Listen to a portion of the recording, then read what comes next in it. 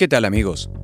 Este video va a tratar de una falla no muy común en esta cafetera Oster. No tiene mucho que ver con los temas que por lo general abordo en mis otros videos, pero la voy a reparar solo porque es de mi hermano. El problema es que no funciona y tampoco calienta el café. El precio es lo suficientemente alto como para que valga la pena el intento de hacerla funcionar nuevamente. La falla se manifiesta al encenderla. Se escucha que pega un relay y en ese momento el contraste de los números en el display cae tanto que se hacen muy poco visibles. Además, no eleva el agua ni tampoco la calienta mientras se activa la señal auditiva.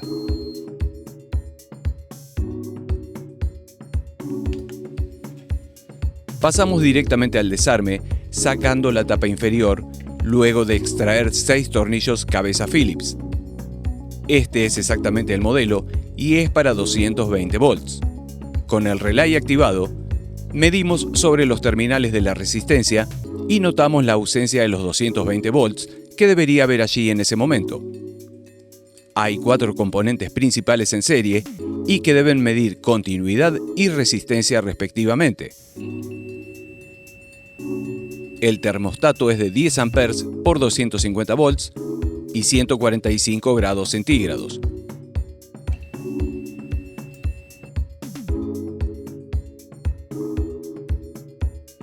Dos fusibles térmicos en serie y cerca de la base metálica, SF214E de 216 grados centígrados y la resistencia de 220 volts y 900 watts de potencia. Asumiendo que estos componentes están bien, lo único que resta verificar es el relay de encendido, que es el quinto elemento en este circuito. Simplificando el diagrama, podemos ver claramente que si el interruptor del termostato está frío y cerrado, y que si el relay K1 estuviese también cerrado, esto debería funcionar, pero no es así. Con lo cual, si todo lo demás está bien, K1 es nuestro primer sospechoso. Con todos los cuidados posibles porque aquí hay tensiones peligrosas, extraemos el soporte de la placa para acceder al circuito. Verificamos nuevamente el encendido y la falta de tensión sobre los terminales de la resistencia cuando pega el relay, mientras que en los contactos de la bobina hay 9 volts, cuando debería haber alrededor de 24 de continua. Aunque alcanza muy justo para activarlo mecánicamente, esto no está bien. Extraemos el conector que vincula este circuito con la placa de la lógica y del display frontal. Nos enfocamos en K1, que es de 24 volts, y un solo contacto de 250 volts por 10 amperes. Medimos la bobina, que es de 1600 ohms aproximadamente, está bien. Cuando la polarizamos con una tensión externa de 24 volts, se la escucha actuar mecánicamente, pero el contacto eléctrico no se cierra, confirmando que está o muy resistivo o directamente carbonizado. Ya esto por empezar hay que cambiarlo.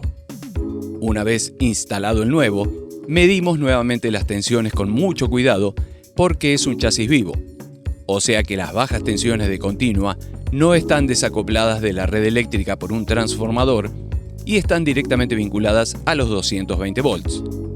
Midiendo sobre los terminales del capacitor electrolítico de filtro C2, hay 9 volts en donde debería haber 25. Lo mismo sobre el propio Zener ZD2, que es el más grande de estos dos, con encapsulado de vidrio.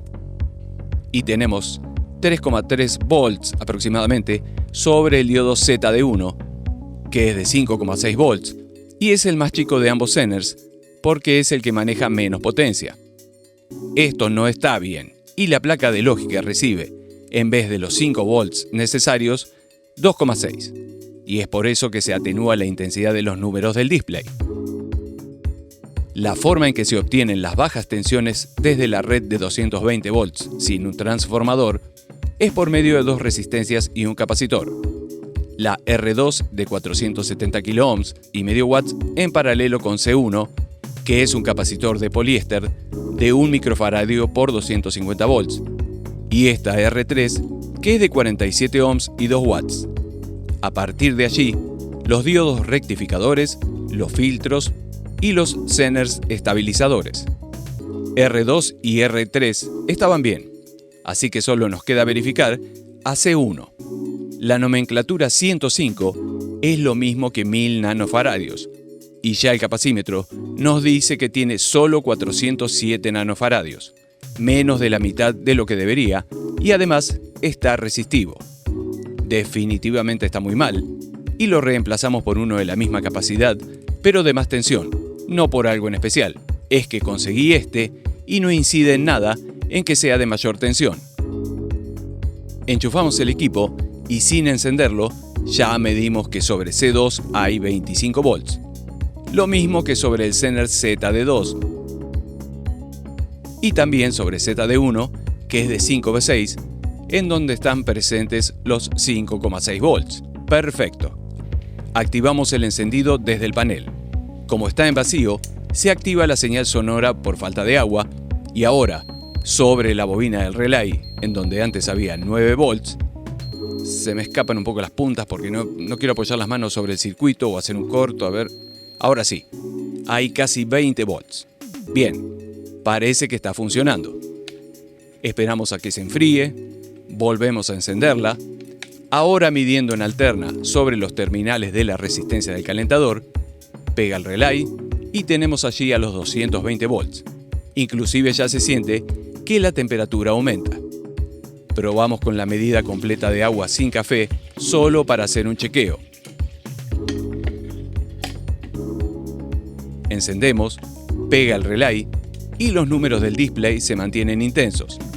El agua comienza a circular con algunas partículas de café residuales y llega caliente a la jarra. Cuando termina de transferir el total del agua, indica el final del ciclo con una señal sonora. Esto confirma que el termostato funciona bien, porque la tensión de este punto y por medio de este terminal 0 le indica a la lógica que ya no hay más agua y se superó la temperatura máxima admisible por el termostato al estar vacío el tubo en donde circula el agua que lo enfría y lo mantiene cerrado. Esta última parece ser la más común de las fallas, porque cuando el termostato está roto y no cierra el circuito, el agua no sube porque no calienta. Este es con seguridad el componente principal de esta cafetera.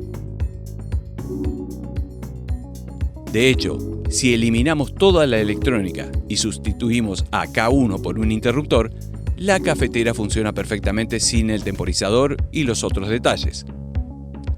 Como en este caso no fue el termostato el responsable de la falla, creí interesante compartirlo, porque a veces las cosas no son tan obvias como parecen. Tal vez otras cafeteras tengan un sistema similar, no lo sé. Por ahora, nos tomamos un cafecito y nos vemos en el próximo video.